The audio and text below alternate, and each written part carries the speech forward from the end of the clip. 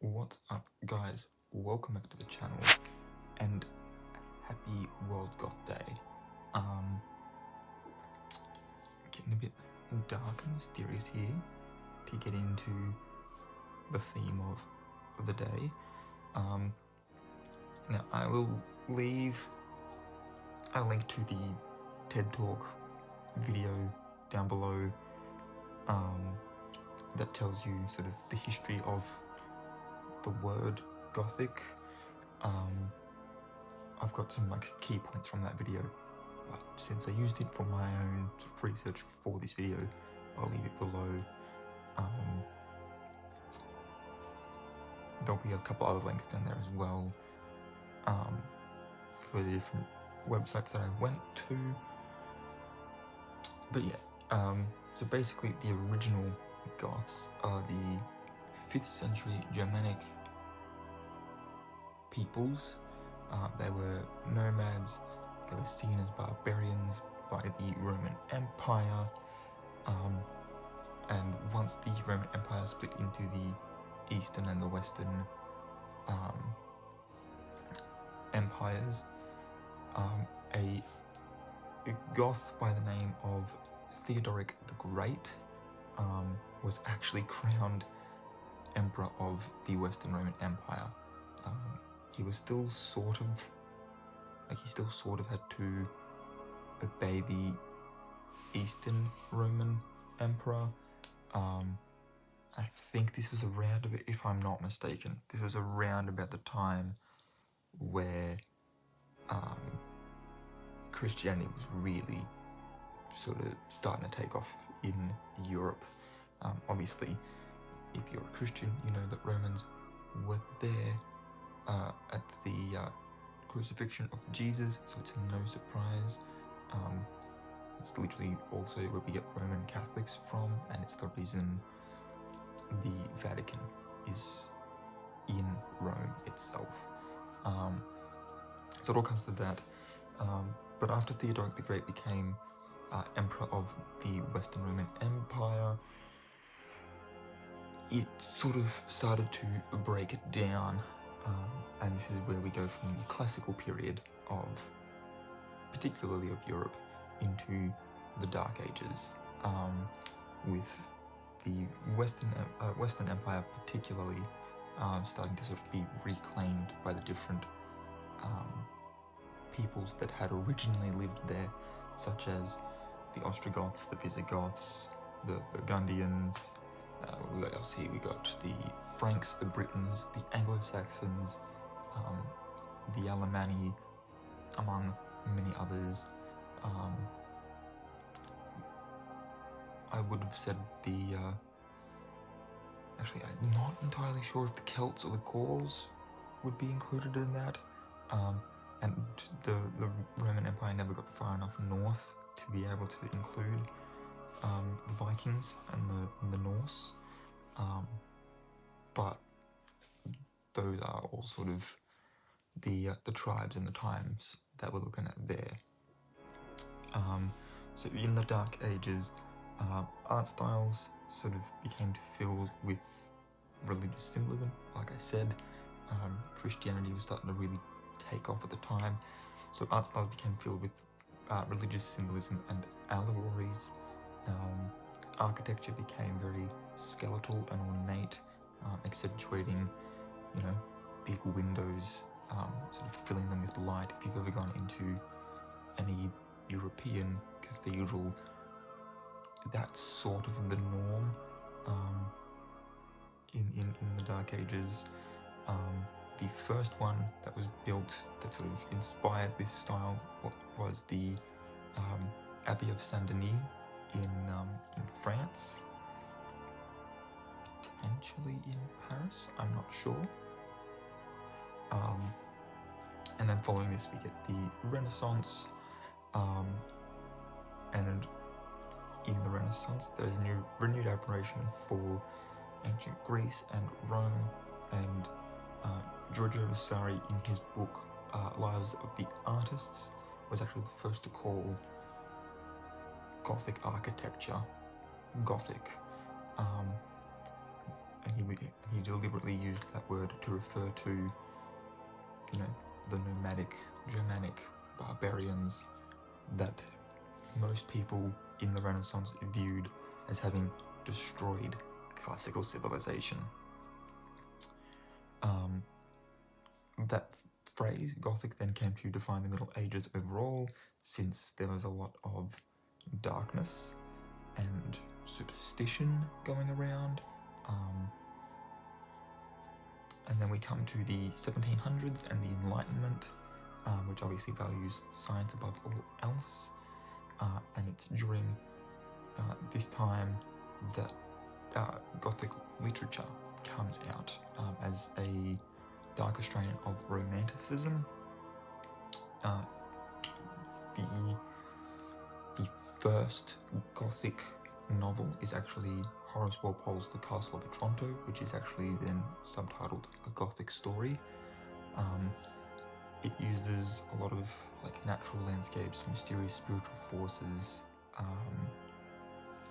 big Gothic buildings out in the middle of forests, that sort of thing. And a lot of it's, while it's not a particularly great story, if we're being completely honest, as far as Gothic literature is concerned, there's obviously ones that are better. We'll get into some of those in a second.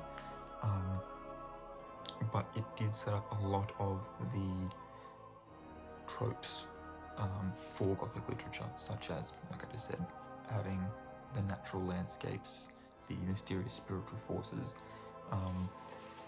because during the Renaissance, when Greece and Rome were being admired again, the skeletal, ornate structure for buildings was sort of left aside to the Gothic things, while solid pillars and the more classical style of building was being preferred again. So some of the Gothic novels that you might know, and some of these may actually shock you, and I've got some more modern ones as well, because there are still contributors to the Gothic literature genre. Most notably, and at its peak, 1818's Frankenstein, A Modern Prometheus by Mary Shelley. 2 years later, Washington Irving's, I know this isn't the full title, but Sleepy Hollow, in 1820.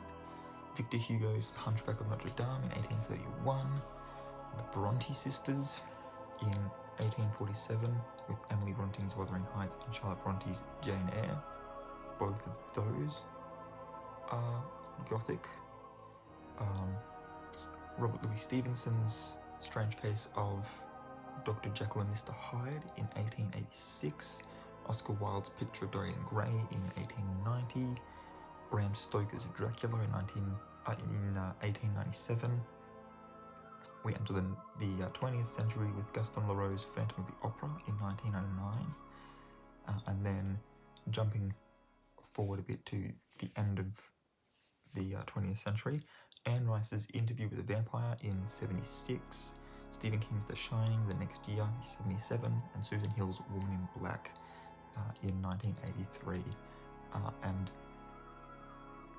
you probably noticed that most of those, if not all of those, have had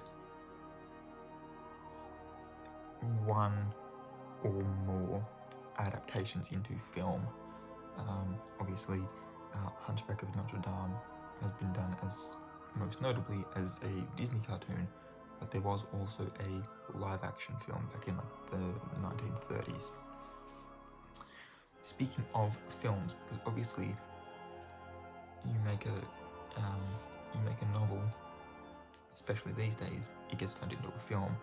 The longest-running Gothic film franchise is actually owned by Universal, and it's their Classic Monsters franchise.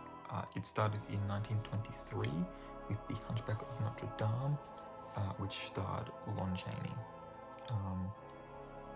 It actually predates the cartoon one, which I believe is a 90s or 2000s movie. Give me 2 seconds, I'll double check that. Hunchback of Notre Dame.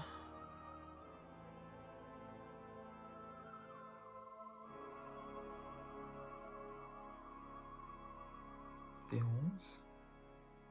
Where are we? Where's the Disney one? So it was a silent film in 1923, starring Lon Chaney as Quasimodo, directed by Wallace Worsley, and the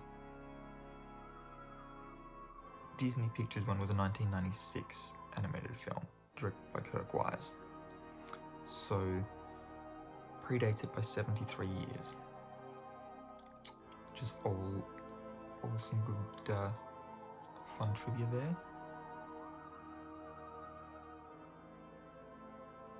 The franchise would then continue, obviously, and it would later start in the 30s. It would star Bela Lugosi as Dracula, Boris Karloff most notably as the Frankenstein monster. There was a clip going around a while back, I think it might have been a meme or something, of Boris Karloff's Frankenstein's monster throwing a small girl into a lake, which is actually part of the movie. He does that so that he can get away from the townspeople, because obviously they're going to save the little girl instead of chase the scary monster.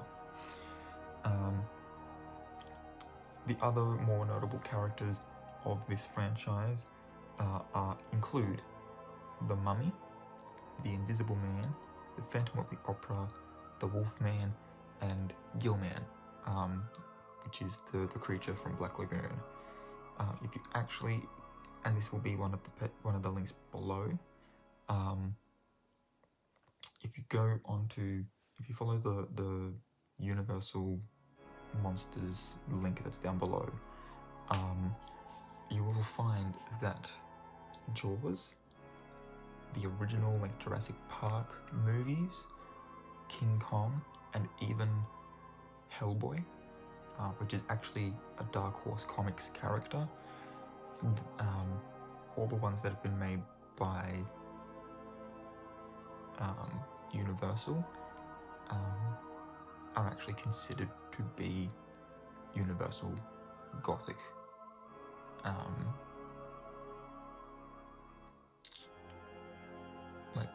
Gothic films, basically.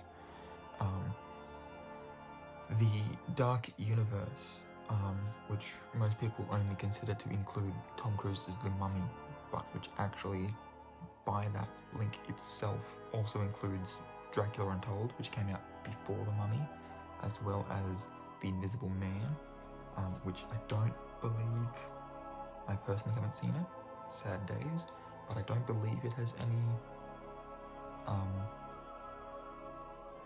overt ties to The Mummy and the Dark Universe, but those three at the moment are considered to be Dark Universe films, and it was propositioned to be a shared universe specifically for the Gothic monster characters, and it was going to be how Universal entered the shared universe war, which Marvel is just destroying everyone in. Everyone else is trying to get that same success, and they're all failing to realize that you need to start out with solo films first and then do a team up.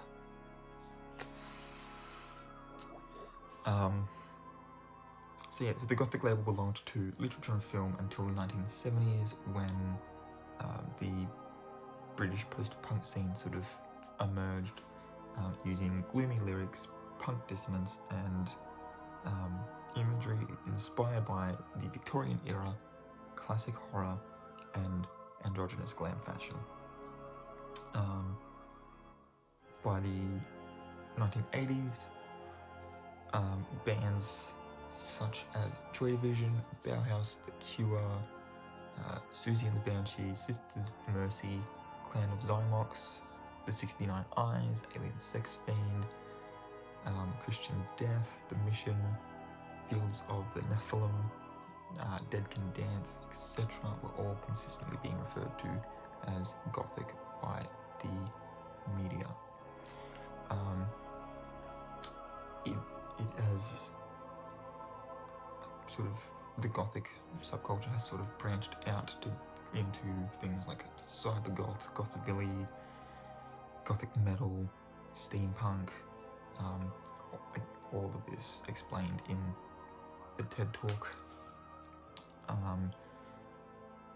But basically, the subgenre still exists in this particular form. This is where the modern goth has come from, is the British post-punk music scene. The imagery and stuff that inspired them was the films and the literature. And like I said, as was stated, they draw on Victorian era ideas, which takes you back to, like, you know, Gothic architecture when that was really popular, etc. So while its original meaning is unknown, Gothic is actually embedded in thousands of years of countercultural movements. And each time the word has sort of taken on a new meaning, it's actually come after some sort of a revolution, and the word Gothic is applied to something where the people involved in that particular thing, whether that's architects or artists or authors or musicians, they've reached into the past to sort of reshape their future. They've taken inspiration from something that's already happened and they've applied it to themselves to sort of carve out their own niche, which is really cool. Now, World Goth Day was started in the UK in 2009. There are sort of 5 major parts of the subculture that you can sort of see, unless you know that that particular person is a part of the subculture. Obviously, their fashion, lots of black, lots of dressing androgynously. I've got my ripped jeans on and my high tops. Okay, we're getting into that post-punk.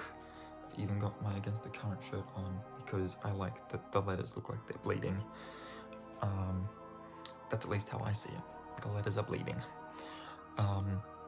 So fashion, music. If I'm not a punk boy with my music tastes, then I don't know what I am. Film and literature. I love the Gothic monsters. Vampires, werewolves, the whole, like, Egyptology thing, which was really big during, like, the Victorian era. I love them. And yeah. Actually, Dark Horse also did a comic, League of Extraordinary Gentlemen, which is also very much inspired by a bunch of Gothic characters as well. I think the film has Dorian Gray, Mina Harker, who is the wife of Jonathan Harker, who sort of works for, gets employed by Dracula. It's sort of the whole way that story starts. There's Captain Nemo from 20,000 Leagues Under the Sea, so bringing in Jules Verne and the whole, like, mystery part.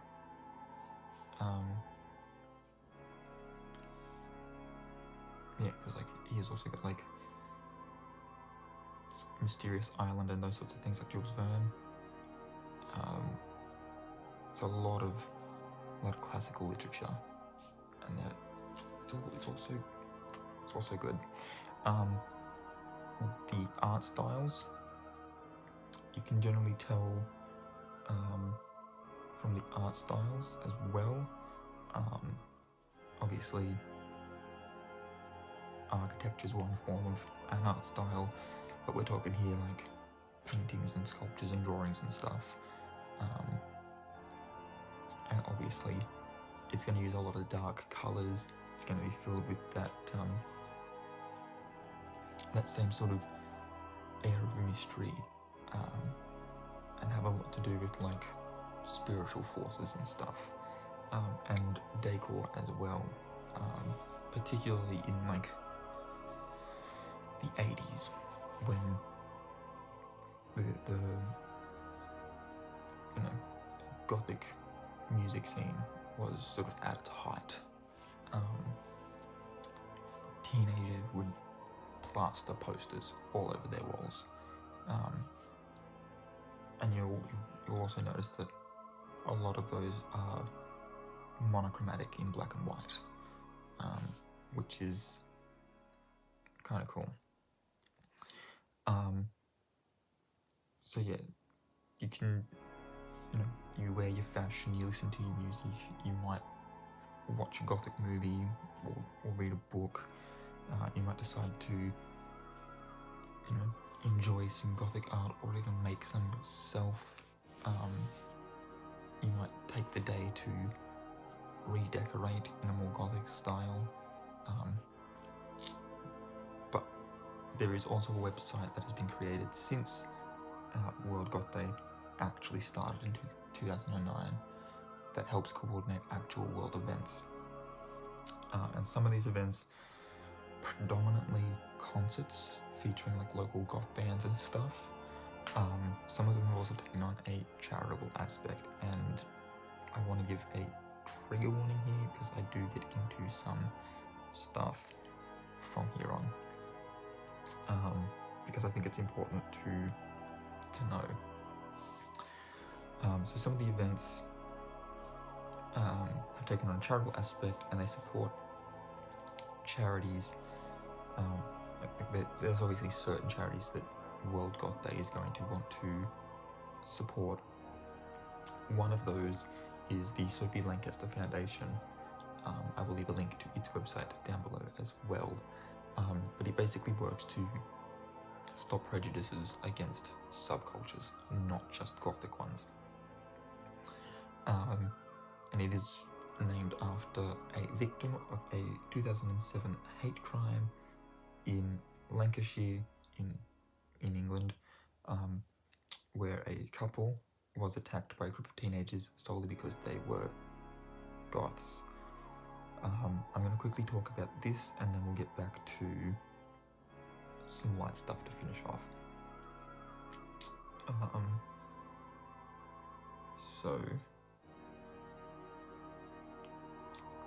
The judge presiding over that particular case,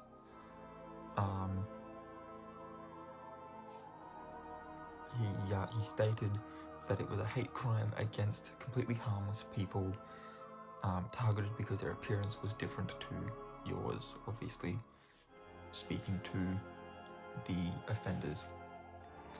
Two teens at the time, whose names I'm not going to give out because they don't deserve it. Okay, there'll be a link if you want to know their names, if you really want to know more about it.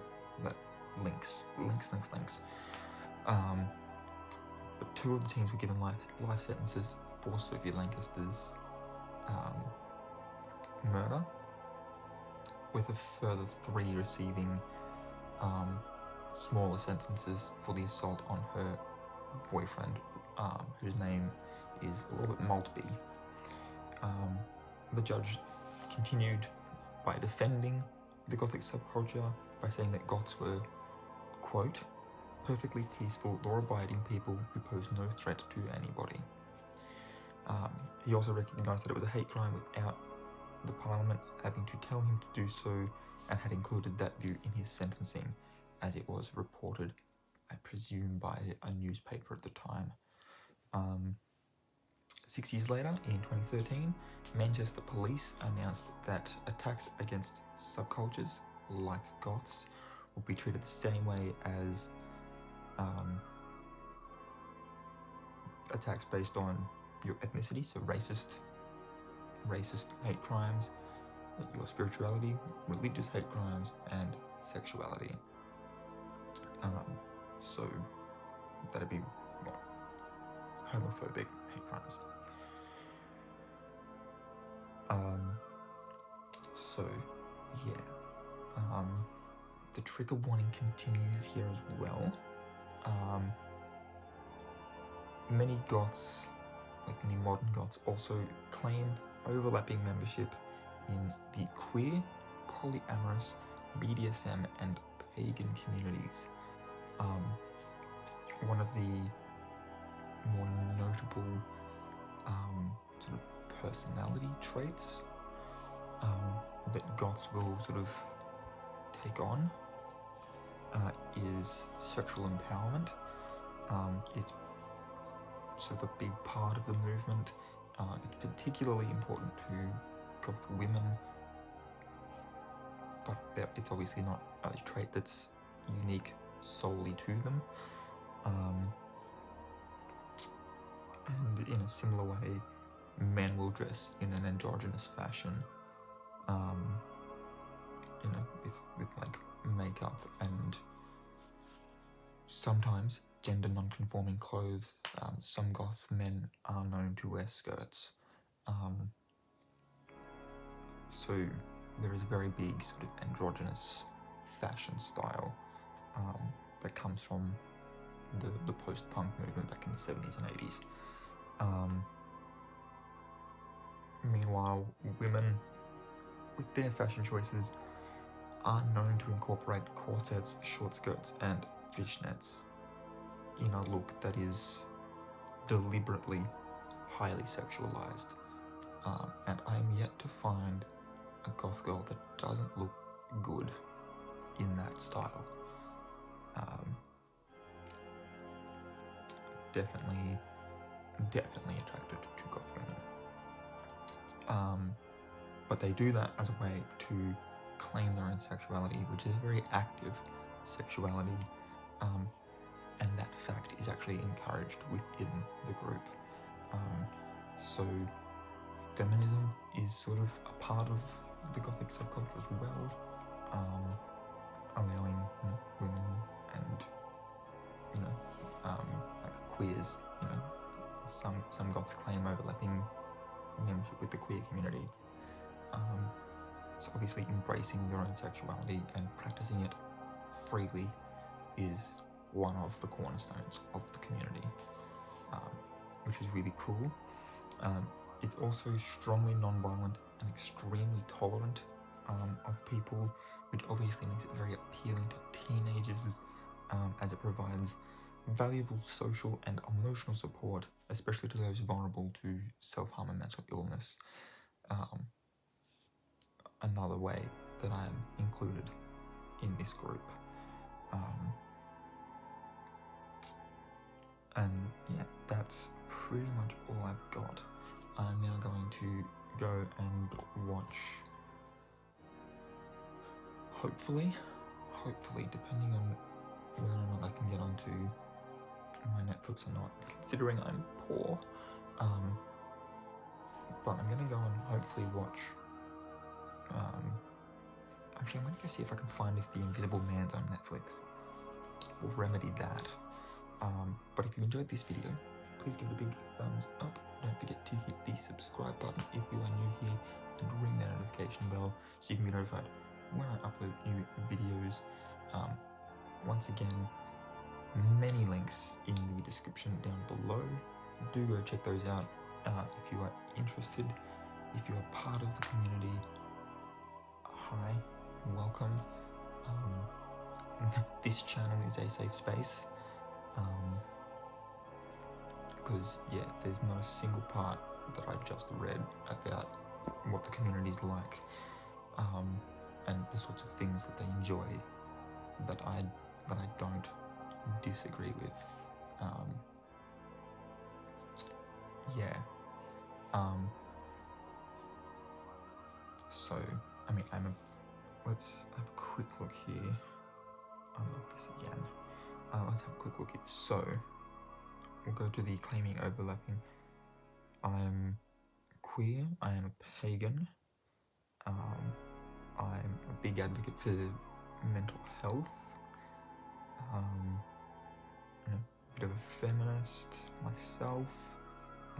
If we want my full thoughts on that, there is a feminism video coming that should have already been out. I do like my punk music, do like my gothic horror monsters. I think the Gothic cathedrals are super cool, and particularly the mythology behind a lot of religions, particularly Abrahamic mythology, is actually really interesting. So there's your religious symbolism. So there's and I don't like the Roman Empire. They're culture thieves. They just stole from everyone else's and tried to claim it as their own. So the fact that a Gothic leader became the ruler of part of the Roman Empire, and then that part of the Roman Empire immediately reverted back to its rightful owners.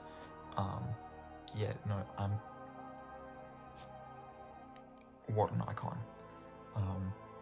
But yeah, that's all I've got for this video. So until next time, guys, keep your head screwed on.